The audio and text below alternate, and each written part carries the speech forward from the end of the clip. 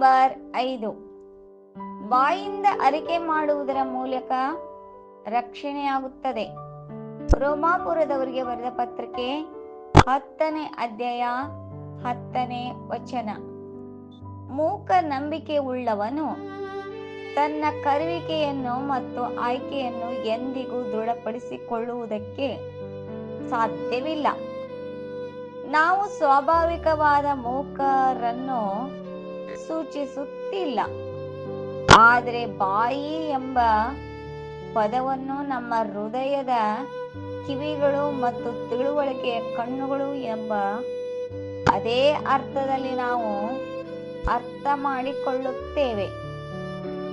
ದೇವರ ಕೃಪೆಯನ್ನು ನೋಡುವ ಮತ್ತು ಕೇಳುವ ಹೃದಯವು ಮತ್ತು ಅದನ್ನೇ ಸ್ವೀಕರಿಸುವ ಹೃದಯವು ತಕ್ಕ ಸಮಯದಲ್ಲಿ ಕೇಳಿದ ಮತ್ತು ನೋಡಿದ ವಿಷಯಗಳಲ್ಲಿ ಎಷ್ಟು ಉತ್ಸುಕವಾಗಬೇಕು ಎಂದರೆ ಅದು ತನ್ನ ಸಂತೋಷ, ಸಮಾಧಾನ, ನಿರೀಕ್ಷೆ, ನಂಬಿಕೆ ಮತ್ತು ಕೃತಜ್ಞತೆಯನ್ನು ಕೆಲವು ಬಾಹ್ಯ ಅಂದರೆ ಹೊರ ರೀತಿಯಲ್ಲಿ ವ್ಯಕ್ತಪಡಿಸದೆ ಇರಲು ಸಾಧ್ಯವಿಲ್ಲ.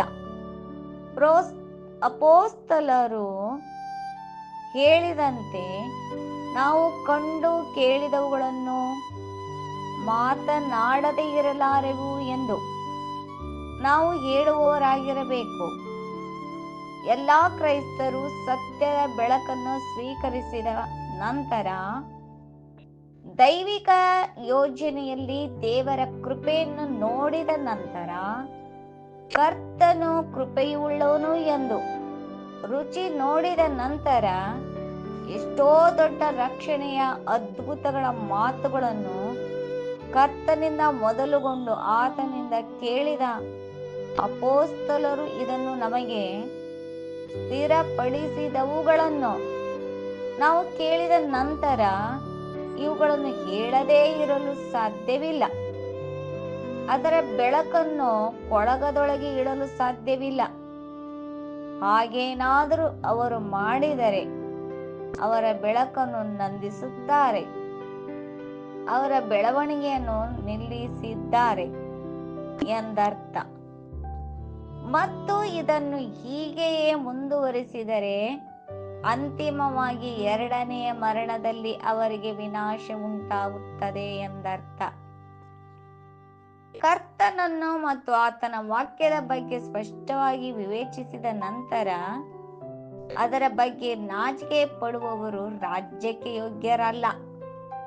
ಇದಲ್ಲದೆ ಅಂಥವರ ಬಗ್ಗೆ ಕರ್ತನೂ ಸಹ ಯಾವುದೇ ಸ್ಥಿತಿಯಲ್ಲಿ ಮತ್ತು ಎಲ್ಲಾ ಪರಿಸ್ಥಿತಿಗಳಲ್ಲಿ ನಾಚಿಕೆ ಪಡುತ್ತಾನೆ. ರಿಪ್ರೀಟ್ ನಂಬರ್ 2966. ನಮಸ್ಕಾರ. ಇವತ್ತಿನ ನಮ್ಮ ಈ ಆಳವಾದ ಅಧ್ಯಯನಕ್ಕೆ ಸ್ವಾಗತ. ನಮಸ್ಕಾರ. ಇವತ್ತು ನಾವು ರೋಮನ್ನರು ಅಧ್ಯಾಯ 10 ವಾಕ್ಯ 10ರಲ್ಲಿ ಬರುವ ಒಂದು ನಿರ್ದಿಷ್ಟ ಸಾಲಿನ ಬಗ್ಗೆ ಸ್ವಲ್ಪ ಆಳವಾಗಿ ನೋಡೋಣ. ಬಾಯಿಂದಲೇ ರಕ್ಷಣೆಗಾಗಿ ಅರಿಕೆ ಮಾಡಲಾಗುತ್ತದೆ ಅಂತ ಇದೆಯಲ್ಲ, ಹೌದು. ಅದರ ಅರ್ಥ ಏನು? ಕೇವಲ ಬಾಯಲ್ಲಿ ಹೇಳ್ಬಿಟ್ರೆ ಸಾಕಾಗತ್ತಾ? ನಾವು ನೋಡ್ತಿರುವ ಈ ಒಂದು ಹಳೆಯ ಮೂಲ ಅಂದ್ರೆ ಪುನರ್ಮುದ್ರಣ 2966 ಇದರ ಬಗ್ಗೆ ಒಂದು ಸ್ವಲ್ಪ ವಿಭಿನ್ನವಾದ ನೋಟವನ್ನು ಕೊಡುತ್ತೆ. ನಿಜ. ಇದು ಕೇವಲ ಕೆಲವು ಶಬ್ದಗಳನ್ನ ಉಚ್ಚರಿಸೋದಕ್ಕಿಂತ ಆಳವಾದ ವಿಚಾರ ಅಂತ ಈ ಮೂಲ ಹೇಳುತ್ತೆ. ಅಂದ್ರೆ ನಮ್ಮ ಹೃದಯ ಏನನ್ನ ನಿಜವಾಗ್ಲೂ ಗ್ರಹಿಸಿದ್ಯೋ, ಯಾವ ಸತ್ಯವನ್ನ ಒಪ್ಕೊಂಡಿದ್ಯೋ ಅದು ಹೇಗಾದ್ರೂ ಮಾಡಿ ಹೊರಗೆ ಬಂದೇ ಬರುತ್ತೆ ಅನ್ನೋದು ಇದರ ಒಂದು ಮುಖ್ಯವಾದ ಅಂಶ. ಇದು ಒಳಗಿನ ನಂಬಿಕೆಯ ಒಂದು ಅನಿವಾರ್ಯವಾದ ಬಾಹ್ಯ ಫಲಿತಾಂಶ ಅಂತ ಹೇಳ್ಬೋದು. ಹಾಗಾದ್ರೆ ಈ ಬಾಯಿ ಅನ್ನೋ ಪದಕ್ಕೆ ಅಕ್ಷರಶಃ ಅರ್ಥ ಅಷ್ಟೇ ಅಲ್ಲ ಅಂತ ಆಯ್ತು. ಹೌದು. ಮೂಲದಲ್ಲಿ ಇದನ್ನ ಹೃದಯದ ಕಿವಿಗಳು ಮತ್ತೆ ತಿಳುವಳಿಕೆಯ ಕಣ್ಣುಗಳಿಗೆ ಹೋಲಿಸಿದ್ದಾರೆ. ಹೌದು ಹೌದು. ಅಂದ್ರೆ ನಮ್ಮ ಹೃದಯ ದೇವರ ಸತ್ಯವನ್ನ ಕೇಳಿ ನೋಡಿ ಒಪ್ಪಿಕೊಂಡಾಗ ಅದು ಸುಮ್ನಿರೋಕೆ ಸಾಧ್ಯವಿಲ್ಲ ಅಂತನಾ? ಸ್ವಲ್ಪ ಇದರ ಬಗ್ಗೆ ಹೇಳಿ. ಖಂಡಿತವಾಗಿಯೂ. ಆ ಹೋಲಿಕೆ ಇದೆಯಲ್ಲ, ಅದು ಬಹಳ ಮುಖ್ಯ. ಹೇಗೆ ನಮ್ಮ ಕಣ್ಣುಗಳು ನೋಡುತ್ತೋ, ಕಿವಿಗಳು ಕೇಳುತ್ತೋ, ಹಾಗೆಯೇ ನಮ್ಮ ಹೃದಯ ಅಂದ್ರೆ ನಮ್ಮ ಆಂತರಿಕ ವ್ಯಕ್ತಿತ್ವ ಅದು ಆಧ್ಯಾತ್ಮಿಕ ಸತ್ಯಗಳನ್ನ ಗ್ರಹಿಸುತ್ತೆ ಅಂತ ಮೂಲ ಹೇಳುತ್ತೆ. ಓ ಸರಿ. ಆ ಗ್ರಹಿಕೆ ಎಷ್ಟು ನಿಜವಾಗಿರುತ್ತೆ ಅಂದ್ರೆ ಅದು ಏನ್ ಗೊತ್ತಾ, ಸಂತೋಷ, ಸಮಾಧಾನ, ಭರವಸೆ, ನಂಬಿಕೆ, ಕೃತಜ್ಞತೆ ಈ ರೂಪದಲ್ಲಿ ಹೊರಗೆ ವ್ಯಕ್ತವಾಗ್ಲೇಬೇಕು. ಹಾಗೆ ಆಗ್ಲೇಬೇಕು ಅಂತನ? ಹೌದು. ಒಂದ್ ರೀತಿಯಲ್ಲಿ ಒಳಗಿನ ಅನುಭವವೇ ಹೊರಗಿನ ಅಭಿವ್ಯಕ್ತಿಗೆ ಒತ್ತಡ ಹಾಕುತ್ತೆ ಅಂತ ಹೇಳಬಹುದು. ಇದು ಅಪೊಸ್ತಲರ ಉದಾಹರಣೆಗೆ ಸರಿ ಹೊಂದುತ್ತಲ್ವಾ? ಅವ್ರು ಹೇಳಿದ್ದು, ನಾವು ನೋಡಿದ ಮತ್ತು ಕೇಳಿದ ವಿಷಯಗಳನ್ನ ಮಾತನಾಡದೆ ಇರಲಾರೆವೊಂಟ. ನಿಜ ನಿಜ. ಅಂದ್ರೆ ಅವರ ಅನುಭವ ಎಷ್ಟು ಬಲವಾಗಿತ್ತು ಅಂದ್ರೆ ಅದನ್ನ ಹಂಚ್ಕೊಳ್ಳದೆ ಇರೋಕೆ ಅವರಿಂದ ಆಗ್ಲೇ ಇಲ್ಲ. ಅದು ಬರೀ ಒಂದು ಹೇಳಿಕೆಯಲ್ಲ, ಅದು ಅವರೊಳಗಿನ ಒಂದು ಒತ್ತಡವಾಗಿತ್ತು. ಖಂಡಿತವಾಗಿಯೂ ಅವರ ಅನುಭವದ ತೀವ್ರತೆ ಅಷ್ಟಿತ್ತು.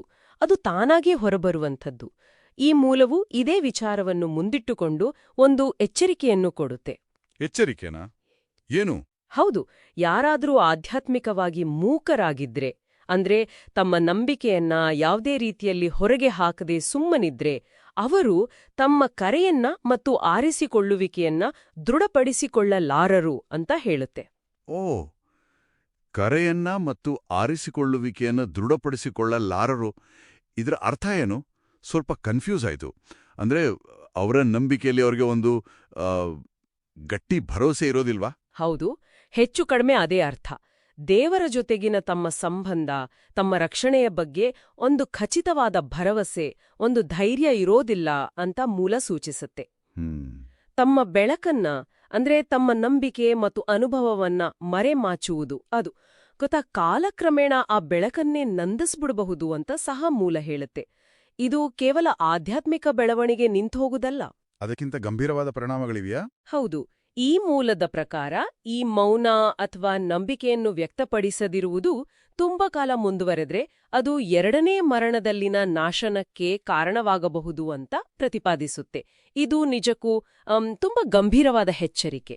ಎರಡನೇ ಮರಣ, ಅದು ಸ್ವಲ್ಪ ಕಠಿಣವಾದ ಪದ. ಅಂದ್ರೆ ಅದನ್ನ ಸ್ವಲ್ಪ ವಿವರಿಸಬಹುದಾ? ಎರಡನೇ ಮರಣ ಅನ್ನೋದನ್ನ ಸಾಮಾನ್ಯವಾಗಿ ದೇವರ ಜೊತೆಗಿನ ಸಂಪೂರ್ಣ ಮತ್ತು ಶಾಶ್ವತವಾದ ಬೇರ್ಪಡುವಿಕೆ, ಅಂತಿಮವಾದ ನಾಶನ ಅಂತ ಈ ಧಾರ್ಮಿಕ ಚೌಕಟ್ಟಿನಲ್ಲಿ ಅರ್ಥ ಮಾಡಿಕೊಳ್ತಾರೆ. ಓ, ಹಾಗೆ ಮೂಲವು ಬಹಳ ಸ್ಪಷ್ಟವಾಗಿ ಹೇಳುತ್ತೆ. ಯಾರು ಕರ್ತನ ಬಗ್ಗೆ ಮತ್ತು ಆತನ ಮಾತುಗಳ ಬಗ್ಗೆ ನಾಚಿಕೆ ಪಟ್ಟುಕೊಳ್ಳುತ್ತಾರೋ, ಅಂದ್ರೆ ಅದನ್ನ ಅರಿಕೆ ಮಾಡೋಕೆ ಹಿಂಜರಿಯುತ್ತಾರೋ, ಅವರು ದೇವರ ರಾಜ್ಯಕ್ಕೆ ಅರ್ಹರಲ್ಲ. ಮತ್ತು ಅಂಥವರ ಬಗ್ಗೆ ಕರ್ತನು ಕೂಡ ನಾಚಿಕೆ ಪಡುವನು ಅಂತ. ಹಾಗಾಗಿ ಈ ವ್ಯಾಖ್ಯಾನದ ಪ್ರಕಾರ ಅರಿಕೆ ಅನ್ನೋದು ಕೇವಲ ಒಂದು ಆಯ್ಕೆಯಲ್ಲ, ಅದು ನಂಬಿಕೆಯ ಅತ್ಯಗತ್ಯವಾದ ಅನಿವಾರ್ಯವಾದ ಭಾಗ. ಹಾಗಾದ್ರೆ ಒಟ್ಟಾರೆಯಾಗಿ ಈ ಆಳವಾದ ಅಧ್ಯಯನದಿಂದ ನಾವು ಏನ್ ತಿಳಿಬಹುದು ಅಂದ್ರೆ, ಈ ಮೂಲದ ವ್ಯಾಖ್ಯಾನದ ಪ್ರಕಾರ ಅರಿಕೆ ಅನ್ನೋದು ಕೇವಲ ಮನಸ್ಸಿನಲ್ಲಿ ನಂಬಿ ಸುಮ್ನಿರೋದಲ್ಲ. ಖಂಡಿತ ಅಲ್ಲ. ಆ ಆಳವಾದ ನಂಬಿಕೆ ಮತ್ತು ಅನುಭವ ಇದ್ರೆ ಅದು ಹೊರಗೆ ವ್ಯಕ್ತವಾಗಲೇಬೇಕು.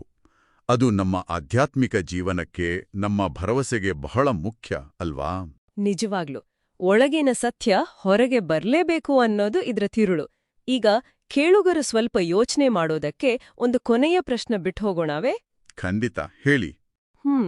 ಇವತ್ತಿನ ಕಾಲದಲ್ಲಿ ಈ ಅರಿಕೆ ಅನ್ನೋದು ಅಕ್ಷರಶಃ ಬಾಯಿಂದ ಮಾತಾಡುವುದನ್ನ ಬಿಟ್ಟು ಬೇರೆ ಯಾವ ರೂಪಗಳಲ್ಲಿ ವ್ಯಕ್ತವಾಗಬಹುದು? ಬಹುಶಃ ನಮ್ಮ ಕೆಲಸಗಳ ಮೂಲಕ, ನಮ್ಮ ನಡವಳಿಕೆಯ ಮೂಲಕ. ಹೌದು, ಅದು ಸಾಧ್ಯ. ಅಥವಾ ಬೇರೆ ಏನಾದ್ರೂ ಸೃಜನಾತ್ಮಕ ದಾರಿಗಳಿವೆಯಾ? ಮತ್ತು ಅತಿ ಮುಖ್ಯವಾಗಿ ನಮ್ಮ ಈ ಅಭಿವ್ಯಕ್ತಿ ಕೇವಲ ಒಂದು ಹೊರಗಿನ ಆಚರಣೆ, ಒಂದು ಕರ್ತವ್ಯ ಆಗಿರದೆ ನಿಜವಾಗಿಯೂ ನಮ್ಮ ಹೃದಯದಲ್ಲಿ ಕೇಳಿದ ಮತ್ತು ನೋಡಿದ ಆಂತರಿಕ ಅನುಭವದಿಂದಲೇ ಹುಟ್ಟಿದೆ ಅಂತ ನಾವು ಖಾತ್ರಿಪಡಿಸಿಕೊಳ್ಳುವುದು ಹೇಗೆ? ಇದು ಬಹಳ ಮುಖ್ಯವಾದ ಪ್ರಶ್ನೆ. ಇದರ ಬಗ್ಗೆ ನಾವೆಲ್ಲರೂ ಆಲೋಚನೆ ಮಾಡಬೇಕು. ಖಂಡಿತ.